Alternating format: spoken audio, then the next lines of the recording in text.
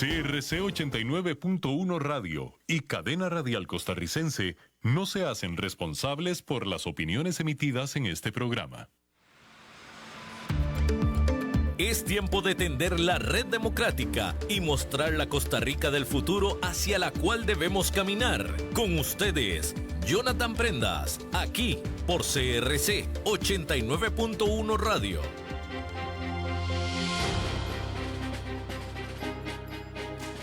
Saludos, ¿qué tal? Muy buenos días, tengan todos ustedes bienvenidos nuevamente a una edición de Red Democrática, el programa que sigue poniendo voces expertas al oído de todos ustedes y también en la señal de las plataformas digitales para poder generar conciencia a través del 89.1 FM para todo Costa Rica, @CRC 89.1 Radio y @Jonathan Prendas en plataformas digitales para poder hablar de lo que debería estarnos ocupando para fortalecer la democracia. Por eso el programa se llama Red Democrática, todos juntos co-creando, todos juntos trabajando en función de realizar un análisis sesudo, un análisis serio, un análisis equilibrado de lo que debemos de hacer para poder heredarle a nuestros hijos y a nuestros nietos el mejor país posible que ellos puedan disfrutar y que no tengan que empezar por pues reconstruir, porque eso sí sería lamentable y penoso. El día de hoy, pues casi que estamos ya llegando al punto final del análisis del gobierno actual mediante el fenómeno de Gabinete Sombra. Gabinete Sombra, recuerden que es ex jerarcas o altos especialistas en todas las áreas de un gabinete, de un ministerio de las 22 que conforman, por ejemplo, el de Costa Rica, para poder decir si vamos bien como país o si vamos pues renqueando o si estamos súper fuertes, que eso también puede ser una oportunidad y una opción sin ningún problema. Este ejercicio no se trata de señalar, sino de aportar. Y sobre eso hemos tenido en este programa a don Miguel Ángel Rodríguez como expresidente de la República, el primer programa tratando de analizar al actual mandatario y de ahí para adelante un canciller y ministros y viceministros que han aportado sustancial conocimiento para que todos tengamos un balance lo más profundo posible de cómo se están haciendo las cosas, como jerarcas, como institución y como tema. El día de hoy, pues vamos a analizar dos en uno y es difícil, no imposible, pero sí es difícil tener un jerarca que haya tenido silla máxima de autoridad en dos ministerios. Pues nosotros tenemos acá a una invitada que sí lo fue y que nos va a contar cómo se vivió y cómo se está viendo en este momento el Ministerio de Economía, Industria y Comercio y el Ministerio de Trabajo y Seguridad Social. Nos referimos a la ex jerarca Yanina Dinarte, a quien le damos la muy cordial bienvenida, y esta es su casa, como usted ya lo sabe. Muy buenos días, Jonathan. Un saludo a toda tu audiencia y muchísimas gracias por la invitación. Muy contenta de contribuir a esa reflexión que estás propiciando, que creo que es muy valiosa para el país. Es que, Yanina, si no nos ponemos de acuerdo en escucharnos, es difícil ponernos de acuerdo en hacer. Y lo peor que le puede pasar a Costa Rica y a nuestras futuras generaciones es no hacer nada, dejar que todo siga por la fuerza del agua, porque no sabemos a dónde nos va a llevar. Sí, efectivamente, no solo es una virtud el escuchar, sino el trabajar en conjunto por el país. Siempre hay que dimensionar que un gobierno tiene la responsabilidad de llevar el mando del país, de llevar las riendas, ¿verdad?, de este carruaje, pero lo cierto es que el país se construye entre todos, se construye entre los diversos actores políticos, se construye desde los sectores productivos, desde los sectores sociales, y por eso es que es tan importante la escucha y también por eso es tan necesario que no nos desentendamos de lo que está pasando en el país y podamos contribuir. Y de hecho, Yanina, en la función tuya fueron 3 ministerios, porque Así también es. se le suma al Ministerio de la Presidencia. No fue fácil, fueron circunstancias y coyunturas complicadas que incluso sumaron la pandemia y que generaron pues muchas reacciones y acciones de todos los grupos, pero siempre hubo tiempo para escuchar. Aunque fueran disidentes las posiciones, había oportunidad para escuchar. Y a partir de ahí, pues, el juego de la democracia sumaba y restaba apoyo. ¿Cómo ves de aquel momento en donde dirigiste el MEIC y trabajo, no sé si lo quieres hacer en conjunto o por separado cada institución, la reflexión inicial, pero ¿cómo lo ves en función de cómo debería de estar hoy?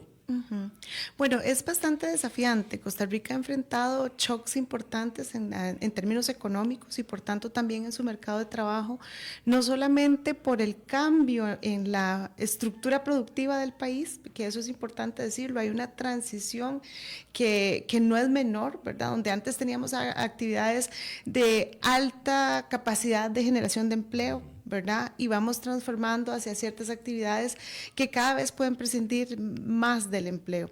Y eso también tiene que ver con la oportunidad que se nos presenta en ciertas industrias y claramente tiene que ver con nuestra matriz productiva. Entonces esos cambios van generando shocks que implican una transición importante. Lo fascinante de haber estado en dos ministerios como el de Economía y el de Trabajo es que uno tiene la perspectiva de cómo se da esa relación entre la actividad económica y claramente el empleo. Esa transición de las actividades productivas se refleja claramente en el empleo.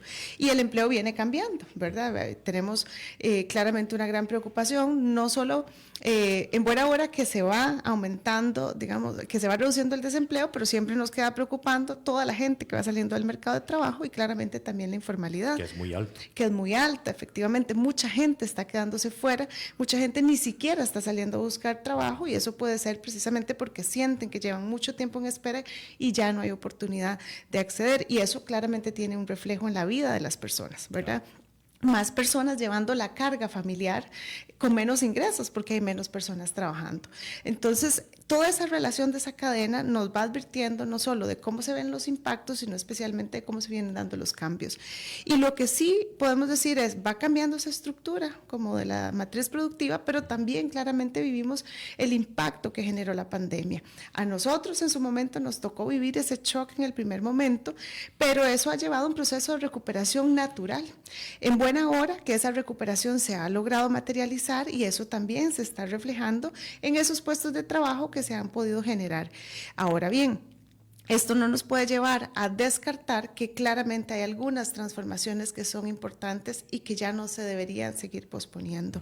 Una de esas transformaciones que desde aquel momento en que yo estaba en el Ministerio de Economía, que estamos hablando 2014-2018, ya estaban planteados en la mesa, tenían que ver con esa metamorfosis que tiene que vivir el Ministerio de Economía, que es un ministerio diminuto, ¿verdad? Es pequeñito. Pero con alta responsabilidad. Con muchísimas responsabilidades. A veces no dimensionamos, a veces más bien asociamos al MEI con pymes, pero en realidad el MEI tiene unas competencias tan importantes en la economía actual que yo creo que como país no le hemos dado el valor que sí tienen el resto del mundo. Voy a poner un ejemplo, los temas de competencia. Usted lo conoció, Jonathan, la necesidad y la dificultad que había implícita en poder mejorar nuestra norma de competencia. Logramos mejorarla a razón del proceso de acceso a la OECD, pero ahora tenemos desafíos enormes sobre la implementación. ¿Por qué? Porque la Comisión de Competencia ha tenido sus funciones, pero ha tenido sus limitaciones. Y yo tiendo a pensar que las limitaciones han sido más grandes que las capacidades prácticas que ha tenido en el ejercicio. Ahora bien, claramente, entrarle al tema de competencia es una de las dificultades más grandes que puede tener un país. No solo porque estamos hablando de la influencia que pueden tener las empresas, estamos hablando de los procedimientos que a veces no son tan sencillos para que se puedan hacer las investigaciones, no siempre se tienen los recursos y en este país en particular por muchos años ha habido una discusión sobre la independencia de la Comisión para promover la competencia, ¿verdad? A ver, ¿qué tan grande es la separación de Coprocom de la instancia administrativa máxima que es el ministro? Claro, con la reforma que se hizo quedó clarísimo, ¿verdad? Quedó saldado. Ahora claro, bueno, a eso iba. Se han dado problemas de eso. Por supuesto, la ley fue bastante categórica en la división que se tenía que hacer entre la parte administrativa, siendo una desconcentrada, pero no teniendo, digamos, dirección vertical sobre lo que hace la comisión. Sin embargo, recientemente, creo que fue a principios del año, el ministerio había consultado a la Procuraduría General de la República sobre el alcance de la ley, precisamente porque hay un debate interno de cuál es la potestad que tiene en términos administrativos y presupuestarios. Recientemente la Procuraduría General de la República precisamente le da la razón a la Coprocom reafirmando que la ley es clara, ¿verdad? Y que le da las competencias para poder decidir no solo su gobernanza interna, sino también su capacidad presupuestaria. Eso tiene sus limitaciones, naturalmente, porque al final de cuentas el ministerio tiene que presentar el presupuesto y gestionarlo, pero sí es cierto que aquí tenemos una necesidad de que el país dé los pasos que tiene que dar, ¿verdad? Tienen que ser pasos rápidos, porque lo cierto es que hay mercados que tienen una tendencia natural a concentrarse muchísimo más, y cada vez que se da esa concentración de esos mercados o de esos sectores, lamentablemente eso se traduce en un problema para los consumidores, generalmente reflejado en los precios, pero también se puede reflejar en la calidad y se puede reflejar incluso en falta de transparencia. Creo que eso es uno de los temas en los que el MEC tiene un gran reto, y no siempre lo asociamos con competencia. Igualmente nos pasa con la defensa comercial. Yo digo que en nuestro país hemos pecado de, como dice el dicho popularmente, ser más papistas que el Papa. Y eso ha sido un lunar en casi que toda la administración pública y histórica. Absolutamente, absolutamente. Yo creo que Costa Rica marcó una buena pauta en términos de su ejercicio de promover sus relaciones internacionales, su comercio exterior. Somos un ejemplo en el mundo de cómo hemos logrado no solo promover nuestras exportaciones, sino también atraer inversión extranjera directa, pero sigue faltándonos una pieza que es una pieza trascendental. En aquel momento, allá por el 2017, si no me equivoco, 2016, sí, casi diría que 17, habíamos presentado un proyecto de ley de defensa comercial. ¿Por qué? Porque Costa Rica se sigue rigiendo con las normas de la OMC, que está bien. Por supuesto, todos los países nos regimos con las normas de la OMC en lo que tiene que ver con defensa comercial. Pero lo cierto es que entre esa norma internacional y la puesta en práctica, hay muchos vacíos que tenían que subsanarse. Y lo cierto es que, por ejemplo, lo que veo yo actualmente es que no tenemos ni siquiera directora en defensa comercial. Y entonces uno podría decir, bueno, ¿será que el país no está necesitando un ejercicio proactivo de defensa? Bueno, me cuesta pensarlo, que no tengamos esas necesidades. No será prioridad. Bueno, lamentablemente pareciera ser que no es prioridad. ¿Por qué?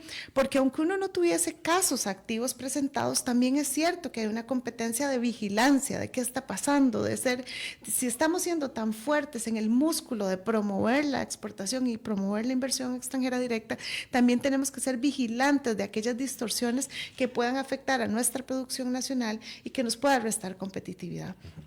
Creo que ese es un eje muy importante, que de allá, ¿verdad? Cuando yo estuve en la administración, hasta ahora sigue siendo un elemento que nos genera un gran vacío y una gran necesidad también de mejorar las capacidades internas de la institución para poder afrontar las limitaciones que algunos sectores productivos están viviendo. Y hay que verlo así, y por eso decía que a veces somos más papistas que el Papa.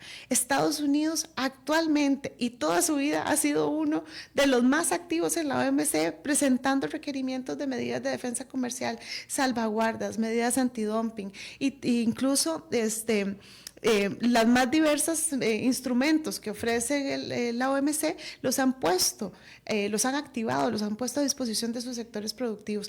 ¿Por qué? Porque entienden que su sector productivo nacional también es importante, ¿verdad? Están altamente conectados al mundo, pero saben que a veces hay que enfrentarse a ciertos países que tienen condiciones claramente de dumping, ¿verdad? Sí. Tienen incentivos, tienen subsidios y tienen otras herramientas que hacen que saquen sus productos al mundo de forma mucho más barata. Entonces, Costa Rica no está exenta de esa realidad. Hay industrias donde precisamente algunos países tienen capacidad de saturarnos de productos de muy bajo precio que pueden afectar severamente nuestras industrias locales.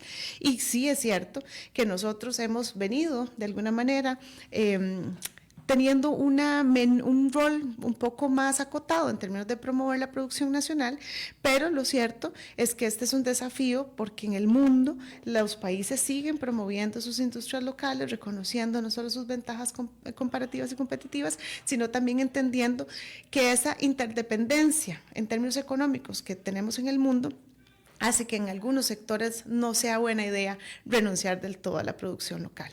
Si lo vemos en el agro, claramente uno podría tener una visión de decir, bueno, que el mercado se encargue, pero cuando vienen los shocks internacionales, ya lo hemos visto, cómo se incrementan los precios, cómo se reduce el abastecimiento de ciertos productos, y claramente si estamos hablando del consumo esencial de alimentos, pues podemos enfrentar situaciones críticas. Entonces, defensa comercial es un área en la que definitivamente creo que todavía tenemos digámoslo positivo, Retos. oportunidades, pero esencialmente retos, efectivamente. Otra área que me parece muy importante del medio es lo relativo a la materia regulatoria, ¿verdad? Este es un país tremendamente entrabado. Yo creo que hay una reserva para la reserva. Exactamente. Aquí para todo hay que pedirle un permiso al permiso para poder hacer algo. Sí, efectivamente. Y en eso han estado trabajando. Muchísimo. La ventaja, y creo que esto es importante para la ciudadanía entenderlo, porque no porque lo entendamos nos gusta, y en eso yo soy la primera en decir no me gusta, ¿verdad? ¿Por qué? Porque por más de que hemos avanzado, uno siente que es como una microcapa, ¿verdad? Dentro de una montaña, ¿verdad? Como de varios millones de siglos, ¿verdad? Se vienen dando avances, ¿por qué? Porque se han implementado mecanismos de gobernanza que están presionando a las instituciones a simplificar sus trámites. Mi experiencia en 2 gobiernos continuos es que a Consejo de Gobierno se llevaban, ¿verdad?, la exigencia de cuentas y todas las instituciones tenían que reportar su avance en trámites. ¿Qué es lo que pasa? Que a veces algunos trámites como que tienen que ver con la parte interna de la institución y poco lo siente el ciudadano y la ciudadana, ¿verdad? Es como que debajo del iceberg, la puntita del iceberg, ¿verdad? La gente ve y dice, es poquito lo que han hecho y abajo hay mucho más que hacer. Entonces, esa base que está debajo del mar es una base gruesa que a veces ayuda a procesos que se reflejan al ciudadano y en otras oportunidades no necesariamente.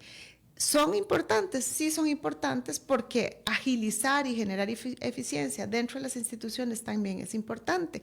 Pero también es cierto que en la realidad actual, cuando tenemos la tecnología a nuestra disposición, Debería ser más digital. todo debería ser mucho más sencillo. Pero ¿qué enfrentan las instituciones? Muchas veces tienen que desarrollar sistemas, aplicativos y procesos que tampoco son como de corto plazo. Nos cuesta mucho el equilibrio institucional para poder aplicar simplificación. O estamos muy atados y amarrados a estructuras, lo que casualmente siempre en campaña se llama los mandos medios, que hacen que sea lento cualquier cambio.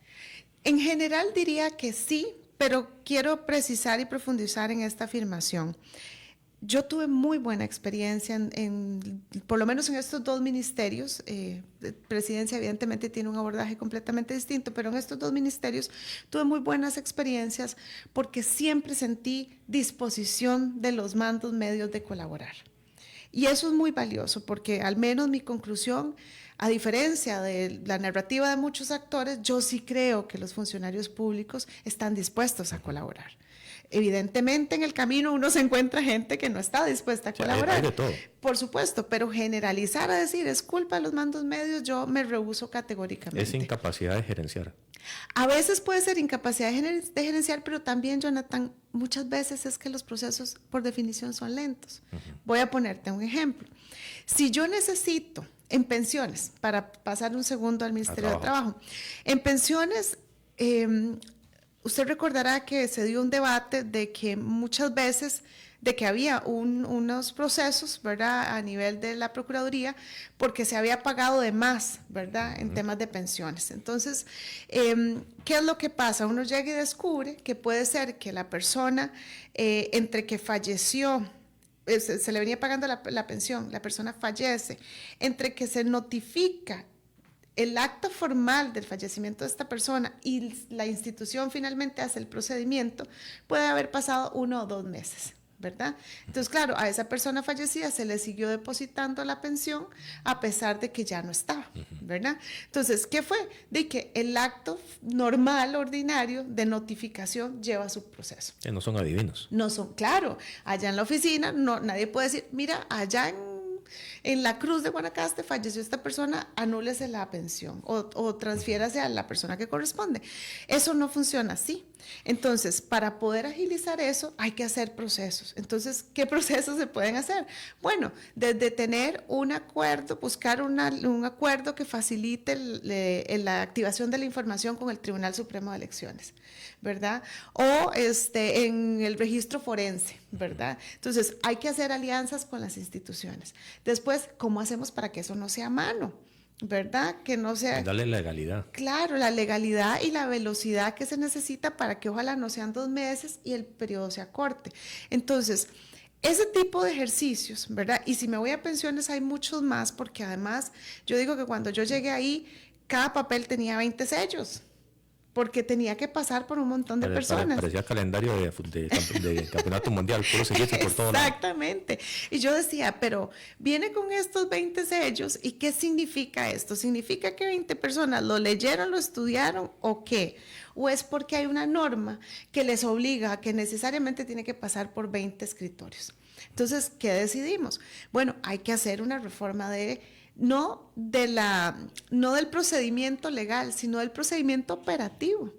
Y cuando ya yo veo el procedimiento operativo, puedo darme cuenta de que efectivamente hay hasta duplicidad de funciones, ¿verdad? Porque pasó por 20 escritorios, de repente tiene que pasar por 4, 3 o 2, ¿verdad? Hacer ese proceso es básicamente un proceso de ingeniería industrial. ¿Verdad? Totalmente. Entonces, yo estuve en el Ministerio de Trabajo aproximadamente un poco más de 1 año y medio y yo pasé durante todos esos meses esperando que el proceso se terminara de armar para finalmente materializarlo en un replanteamiento de las funciones de los colaboradores del departamento. Entonces, claro, eso pasaba por levantar funciones, por entender de dónde venía ese mandato. Pero, don Jonathan, yo eso me lo encuentro de que así había funcionado la vida entera. No es algo nuevo. No es algo nuevo. Entonces, claro, simplificar, transparentar, mejorar la eficiencia, reducir el procedimiento de los 20 sellos, eso llevaba su tiempo. Sería irresponsable que yo hubiera dicho, quítese, nada más. Corríjase, pásese de 20 a 1. ¿Por qué? Porque no se estaba haciendo el estudio técnico responsable, que eso me podría haber traído implicaciones. Uno, no estar siendo conteste con lo que la norma decía, haberme saltado procedimientos que de repente tenían una fundamentación válida para hacerlo así, y lo tercero, podía estar afectando también a los funcionarios quitándoles funciones que estaban en su manual de puestos. Entonces, son detalles que uno tiene que cuidar cuando está en la gestión pública. Entonces, claro, eso implicaba que yo tenía que estar pidiendo cuentas permanentemente, pero lo que quiero decir en resumen es la simplificación de trámites, a como hay procesos que son sencillos de implementar, hay otros que son complejos y es debajo del mar, es en ese iceberg lo que no se ve, lo que lleva mucho tiempo, así como me puede llevar tiempo hacer una contratación para desarrollar un sistema que me permita ofrecerle un aplicativo a la gente para que pueda hacer un trámite. Hay un ejemplo que te voy a poner y es que recientemente se estaba haciendo un trámite por parte de una amistad con un ministerio y dentro de los requisitos copiar la cédula. Ajá. Está bien. Pero cuando devuelven y hacen la aprehensión de una falta, se va a ver el documento y se encuentra que le están pidiendo que se certifique la cédula. Pero ¿cómo se va a certificar la cédula? No tiene sentido común. Entonces, cuando se va a ver, se da cuenta esta persona que no está por ley, simplemente es un requisito que alguien quiso poner para evitarse esta persona el trámite o el esfuerzo de hacer la validación del trámite. Y ese tipo de asuntos que hace engorroso cualquier esfuerzo para emprender cualquier cosa en este país. Efectivamente, eso es lo que yo le llamo la discrecionalidad en ventanilla. Y eso va contra la ley 8220. Así es. ¿Verdad? En eso, probablemente es de los temas en los que yo he sido más enfática, que hay que poder establecer una diferencia clara entre lo que son los trámites de nuestro país, que ya de por sí son engorrosos, y esa discrecionalidad de una persona que en la ventanilla siente que tiene el poder de pedir más de la cuenta. Yo recuerdo, efectivamente en el MAKE, en algún momento conversando con representantes de CASIA que nos decían, es que yo le puedo dar el mejor ejemplo de lo que es un uso abusivo del poder en ventanilla. Y había sido una pyme, que estaba lista para exportar, tenía que ir a hacer sus registros sanitarios, ya formalizarlos, ¿verdad? Venía emprendiendo y ya estaba en esa etapa en la que había identificado Procomer para que pudiera exportar. Y llega el Ministerio de Salud, ¿verdad? Con su latita, ¿verdad? No recuerdo qué era, pero él llega con su lata. Y le dicen, sí, pero es que usted tiene que darme una copia, una fotocopia de la guía nutricional. Entonces la persona le dice, bueno, yo le puedo traer la guía nutricional. Le dice, no, la etiqueta que viene pegada a la lata.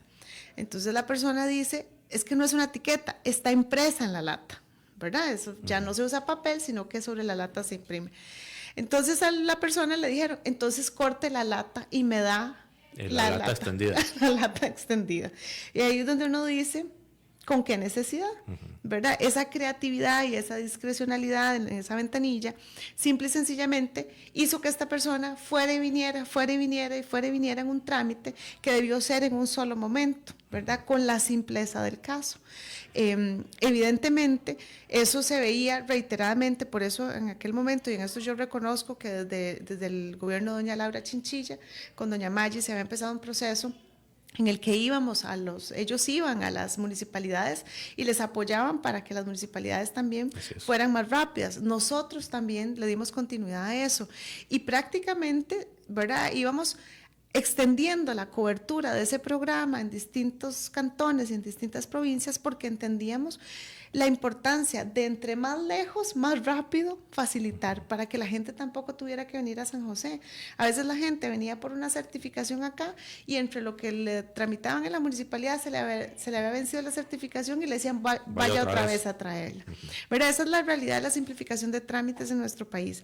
Entonces, valoro muchísimo y quiero decirlo, Francisco es una persona que conoce perfectamente el Ministerio de Economía de mucho tiempo, el ministro, que entiende las necesidades del sector privado. Yo eso realmente lo valoro mucho, tengo muchos años de conocerlo y de valorar su trabajo y creo que en eso le han dado valor, mucho valor al proceso de seguir simplificando trámites. Y le han dado confianza al ministro para poder tener ese respaldo, quizá presidencial, sí, para poder poner orden en favor del sector privado. Exacto. Grande, mediano y pequeño. Exacto, absolutamente. Por eso te adelantaba que yo creo que esa es una buena práctica que ha prevalecido. No preciso si en este momento se llega al Consejo de Gobierno, pero mi experiencia en 8 años era que el reporte de cuánto habían avanzado en simplificación de trámites de cada institución pasaba por el Consejo de Gobierno. Y cualquier atraso que había, porque ahí es importante decirlo, cada jerarca decía, yo me comprometo a estos trámites por año. Y se le pedía cuentas sistemáticamente, además en el seno del Consejo de Gobierno, no era la ministra Dinarte o la ministra Hernández, ¿verdad? No, era el Consejo de Gobierno, el presidente de la República pidiendo cuentas sobre esos trámites y con una regularidad que obligaba a que las instituciones sintieran la presión de hacer los ajustes. No sé si eso se hace hoy en el Consejo de Gobierno, pero sí creo, por los resultados, que parece que hay un seguimiento a ese esfuerzo, que efectivamente pues sigue habiendo un respaldo presidencial para que eso se pueda dar. Porque lo cierto es que lo que el ministro no se puede sentir es solo.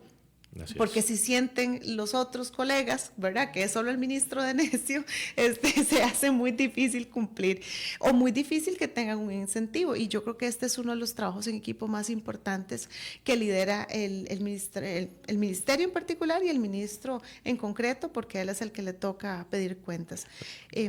¿Retos del MEIC? Retos del MEIC hay muchos. Yo creo que es realmente muy importante que el MEIC pueda dar el paso hacia no ser visto más como el Ministerio de las Pymes. ¿Por qué? Porque además la discusión en el mundo hoy no es sobre las pymes.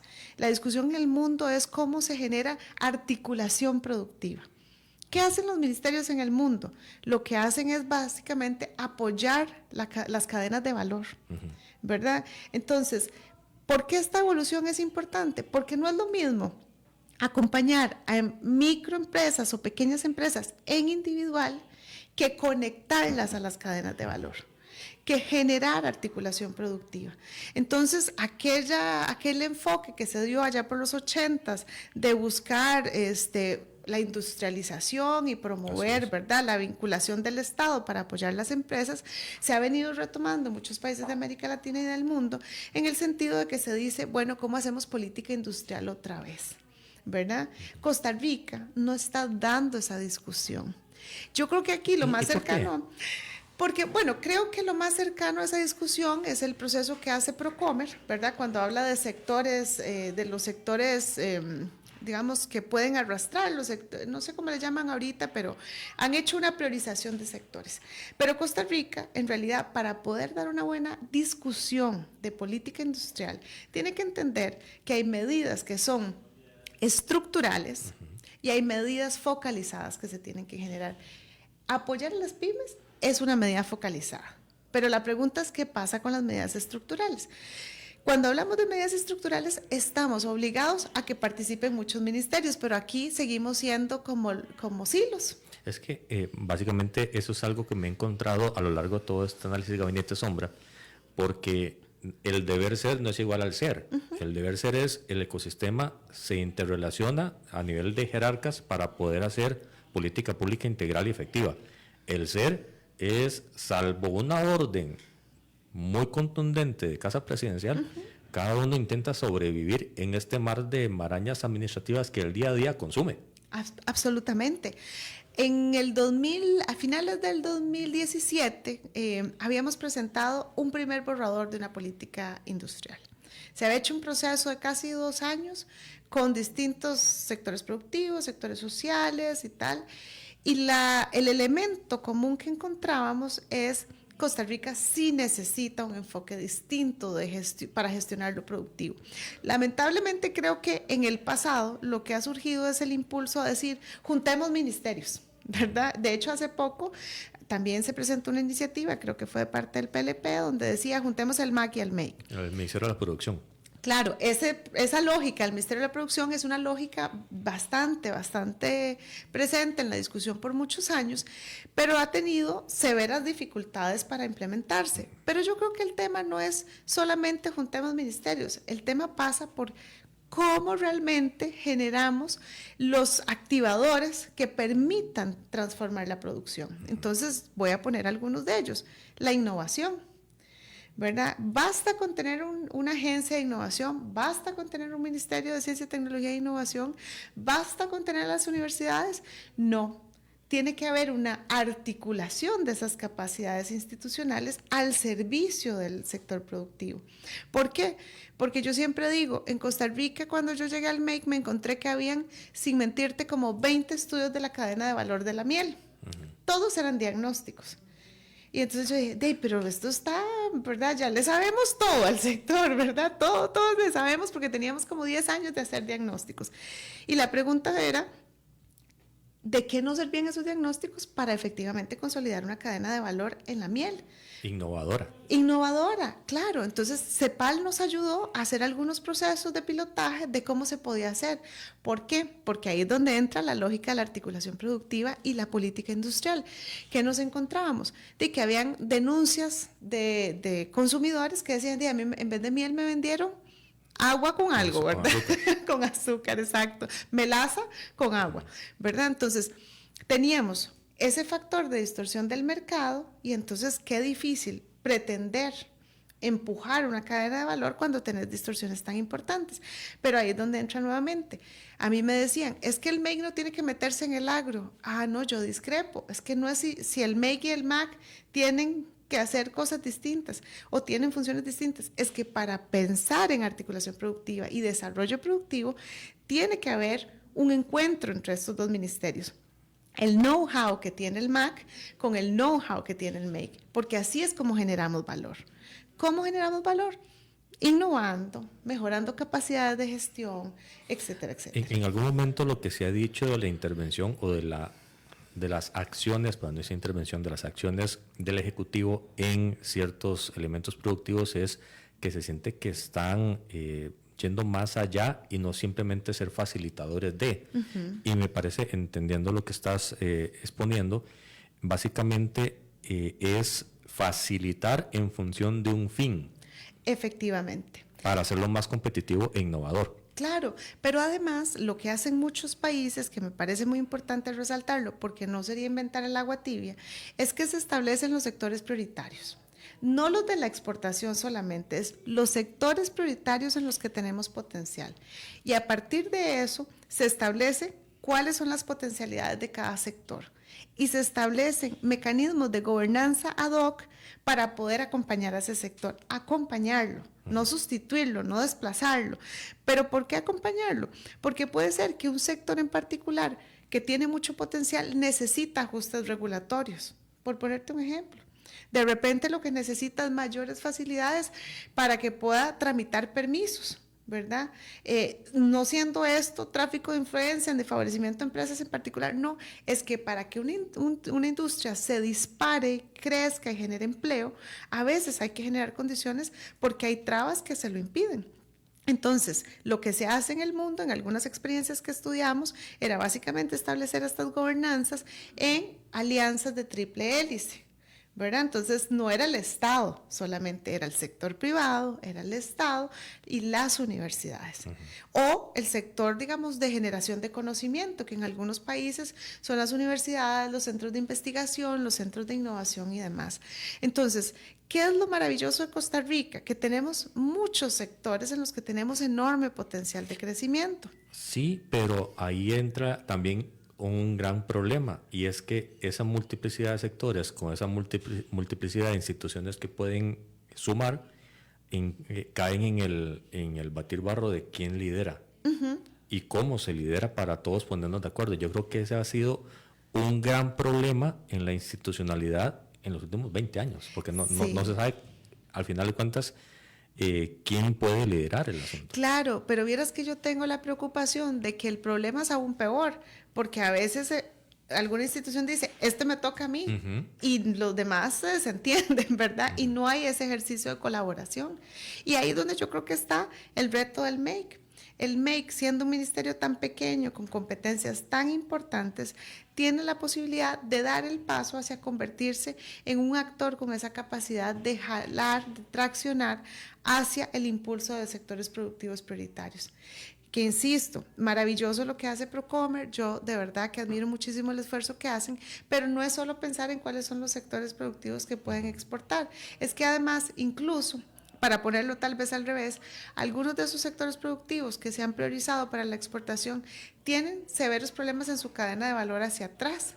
¿Por qué? Porque no se les ha acompañado de la forma que se necesita. Entonces, por poner un ejemplo, de repente decimos es cacao, ¿verdad? Y pensamos que en el mercado internacional hay muchas oportunidades para colocar cacao fino, procesado y demás, pero terminamos exportando el grano, ¿verdad? Porque no tenemos en la cadena de valor hacia atrás esos procesos que permiten la transformación para agregarle valor y poder ser más competitivos y lograr mejores precios internacionales. A pesar del conocimiento de la institución, el actual ministro lo es con el músculo para poder cumplir con estos retos.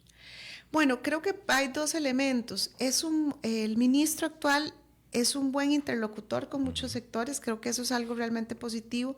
Conocer al sector privado como lo conoce, que su carrera básicamente ha sido vinculada al sector privado, creo que es una ventaja muy importante, pero creo que lamentablemente al día de hoy lo que ya no empezó a hacer, ya no va a hacer. Ya no da tiempo. Lamentablemente. Entonces, más allá de sus buenas intenciones, porque sé que realmente es una persona comprometida con el ministerio, creo que claramente esos otros pasos probablemente ya no van a poder operativizarse, digamos, si se quisieran hacer esfuerzos en esa tónica. Creo que han hecho esfuerzos valiosos, ¿verdad? Se hacen alianzas para apoyar a las pymes, se hacen procesos de acompañamiento y capacitación.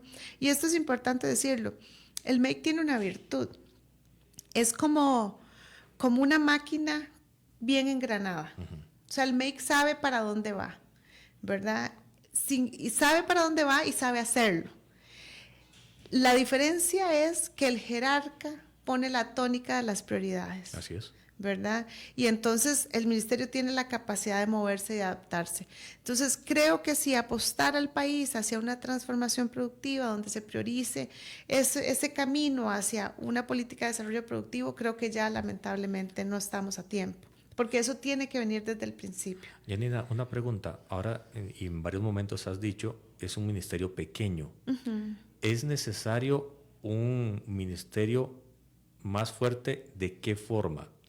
¿Presupuesto, recurso humano, tamaño en general, o es simplemente esa incidencia dentro del gabinete con el tamaño actual y con el presupuesto tal vez un poquito mejorado, pero es para no caer en el imaginario social de lo que quieren es uno del tamaño del Ministerio de Educación Pública, porque no necesariamente es el tema. Exacto.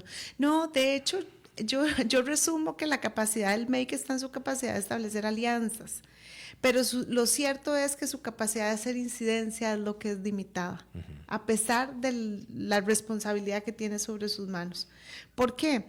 Básicamente porque, bueno, en aquel entonces creo que andaba como por 300 y algo personas, es realmente muy pequeño. Las oficinas de apoyo en los territorios son de una persona, en el mejor de los casos de 2 personas.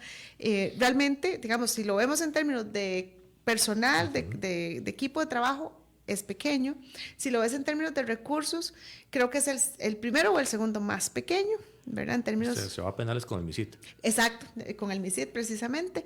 Tiene mucha cooperación internacional, eso sí es cierto y es muy importante. Mucho de lo que se hace con pymes viene de afuera, ¿verdad? De organismos internacionales o regionales que tienen programas de cooperación. Eso es lo que le permite al MEIC hacer algunas cosas y tener visibilidad y presencia. Pero sí tiene estas funciones que, como decía, son muy relevantes, ¿verdad? Entonces, lamentablemente, esas funciones no están logrando marcar la pauta. Y tal vez aquí hay algo que mencionar. El MEIC, siendo el Ministerio de Economía, Industria y Comercio, no es un ministerio que tenga la capacidad hoy, ni en el pasado, de mover la aguja en términos de cómo está la economía de este país. ¿Qué debería ser? Exactamente. Ese es el punto. ¿Y necesita una alianza más fuerte con el Ministerio de Trabajo? Una unión de la visión para poder hacer más cosas. Definitivamente, hay muchos esfuerzos que se hacen entre el Ministerio de Trabajo y el Ministerio de Economía. Muchos tienen que ver con temas de formalidad, especialmente. Otros tienen que ver con temas de empleo, en términos generales, pero sí sigue siendo pequeño. ¿Por qué vuelvo a la lógica de esa capacidad de incidencia? Porque si el Ministerio da un paso hacia no solo ver las pymes como cada empresita individual y pasa a ver estos esquemas, digamos, a incidir en términos de generar programas de articulación productiva, de encadenamiento. Movería la aguja. Efectivamente. Y movería la aguja no solo de darle capacidad a las empresas para que dejen de ser micros o pequeñas que fallecen a los 3 años, sino empresas que se conectan a las cadenas de valor y que generan empleo. Y yo creo que ese es el encadenamiento que se necesita. Ahora bien, uno se podría preguntar, bueno, pero un ministerio con esas capacidades presupuestarias, ese personal, ¿puede hacer eso? Sí, porque no debe hacerlo solo. Porque su rol debería ser de articulación. Y con esto que estoy diciendo, en nada se aleja de su misión, ¿verdad? Ni de su mandato legal, todo lo contrario. Y sí es cierto que puede abrirle algunos desafíos. Lo interesante es que organizaciones internacionales siempre están interesadas de acompañar esto. ¿Por qué? Porque si uno ve CEPAL en América Latina, ha estado promoviendo esta visión. Si uno va a los organismos regionales de Centroamérica, han estado promoviendo esta visión. Entonces la pregunta es cómo nosotros aprovechamos esta visión. Un gran paso que se dio en Costa Rica fue decir, bueno, el MEIC tiene unas pequeñas oficinas de atención a las pymes digamos, en algunas cabeceras de provincia o en algunos cantones. Bueno, no, ¿por qué solo? ¿Verdad? Entonces hicieron esfuerzos con el INA, esfuerzos importantísimos, porque eso permite que el INA, que sí es más grande, que tiene más recursos, que tiene una reserva presupuestaria a razón de la Ley de Banca para el Desarrollo, puede financiar para apoyar y brindar sus capacidades técnicas y empresariales para fortalecer a las pymes.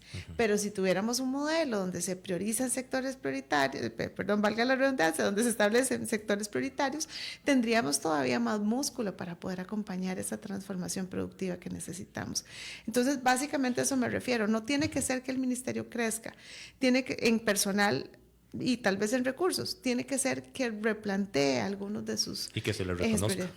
Y se le reconozca, que se le dé el poder, el lugar que se merece. Claro, de poder decir, esto requiere que trabajemos juntos las universidades, el Ministerio de Agricultura, el MISID, ¿verdad? ¿Quién es el INA? Bueno, todos venimos acá, porque aquí hay un sector prioritario que hay que acompañar. Y en cuanto al Ministerio de Trabajo, ¿cómo lo ves en 10 minutos?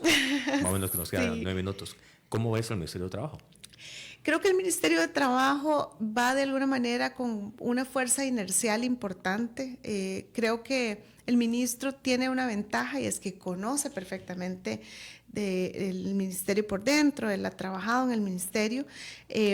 Tiene, por supuesto, mucha experiencia en el tema de empleo. Él fue el director nacional de empleo, es una persona muy competente que realmente entiende de los temas, pero creo que el ministerio tiene un peso que hace que tenga una trayectoria inercial, ¿verdad? El ministerio sigue a su paso de siempre. Evidentemente, creo que se han hecho algunos esfuerzos en materia de empleo que no son nuevos. Muchos de estos esfuerzos, digamos, se les está dando una visibilidad distinta. De hecho, parece que es lo mismo con diferente nombre. Efectivamente, y pareciera ahora, que por ahí está. 20, 25 años tratando de ajustar lo que se está haciendo para poder avanzar. Claro, bueno, yo siempre digo que esa es, digamos, alguna ventaja del Ministerio de Trabajo es esa, ¿verdad? Que los programas se instalan y logran tener su vida, ¿verdad? Y logran impactar. Pero esto hace que a veces exista la tentación de presentarlos con un traje distinto, ¿verdad? Ojalá que el traje distinto generara más impacto. Cuando estaba en trabajo, mi preocupación más importante fue cómo viramos de tal manera que no nos midamos nosotros mismos por cuánta gente capacitamos, sino que la variable de medición tiene que ser inserción laboral. Y en este país tenemos una terrible tentación por caer en la discusión de empleabilidad nada más. ¿Qué significa empleabilidad? Darle herramientas a la persona para que se pueda insertar al mercado de trabajo. ¿Qué significa eso? Capacitarla, ¿verdad? Básicamente. Pero si yo paso del concepto de empleabilidad a inserción laboral, estamos hablando de un cuento completamente distinto. Es como tener el punto de penal y hacer el gol.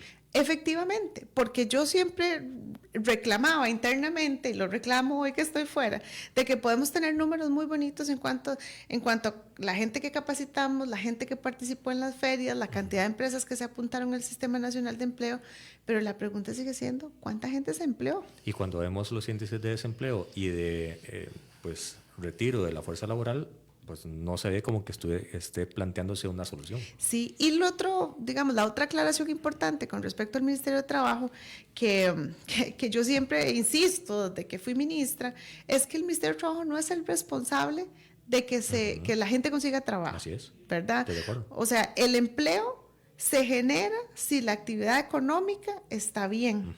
Si las empresas tienen capacidad de generar empleo, ese empleo se pone a disposición del público. Hay un segundo desafío, que es que la gente pueda tener las capacidades para emplearse en esos puestos de trabajo disponibles. Eso ahí es donde empieza a entrar el Ministerio de Trabajo, a decir, ok, ¿cuáles son las capacidades para esa empleabilidad? Y tercero, ¿cómo se hace esa conexión entre la oferta y la demanda?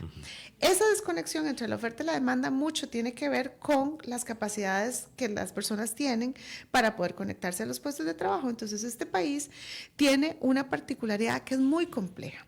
Generamos puestos en el sector agro, pero las personas no sienten que sean los puestos atractivos para lo que están buscando. Entonces, ¿qué termina pasando? Que tenemos necesariamente, y en buena hora que es así, porque si no las actividades productivas se caerían, traer migrantes para que atiendan el sector agropecuario. Pero pasa lo siguiente, tenemos una amplia oferta de puestos de trabajo en sectores de alta tecnología, en sectores de alta formación, y tenemos lo que se llama un mismatch, ¿verdad? ¿Cómo será? Como una descolocación, ¿verdad? Entre ese perfil de puestos y lo que la gente está ofreciendo en la actualidad.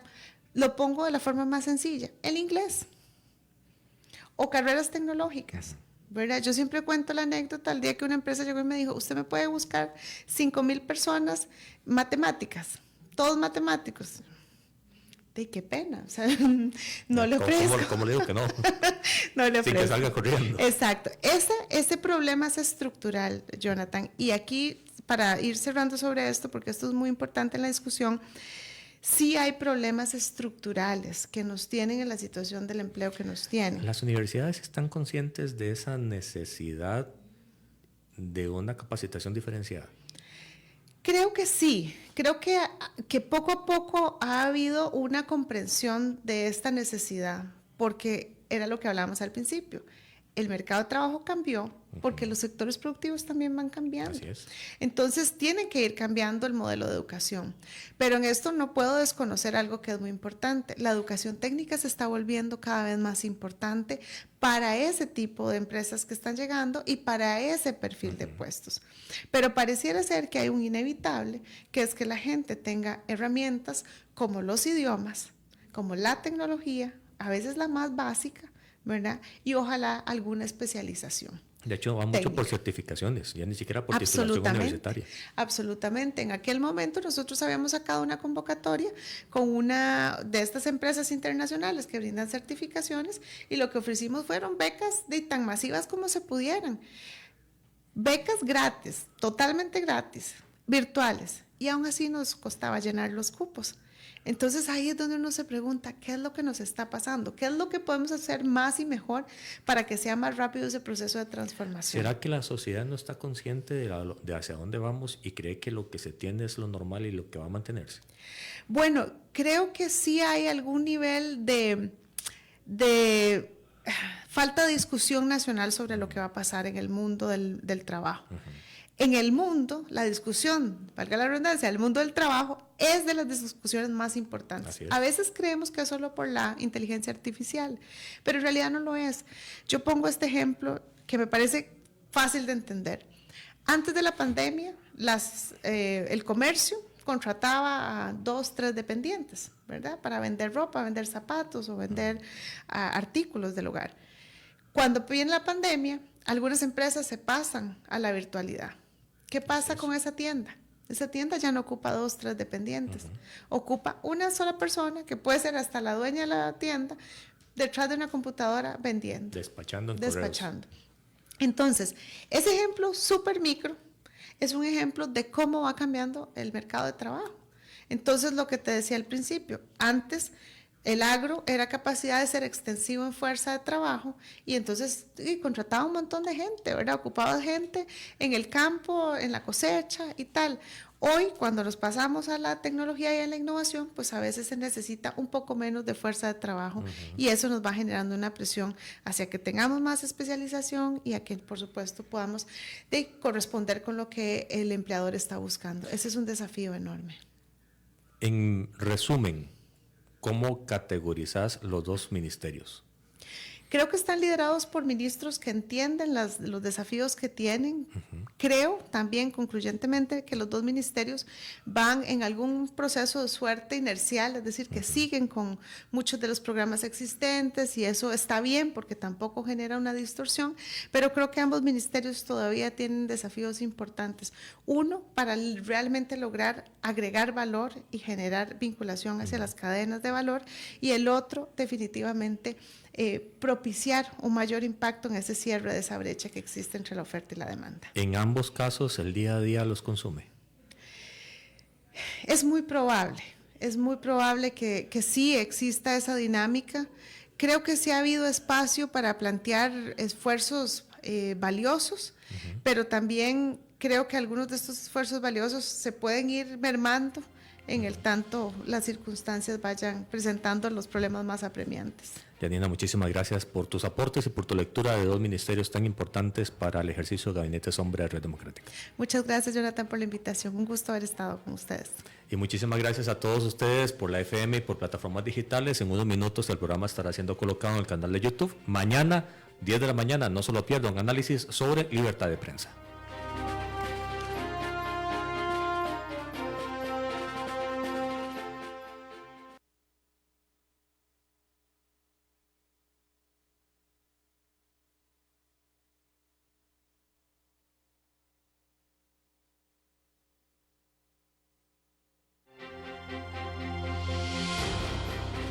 Esto ha sido todo por hoy en Red Democrática. Los esperamos en nuestro próximo programa para seguir descubriendo la Costa Rica del futuro. Solo aquí, por CRC 89.1 Radio.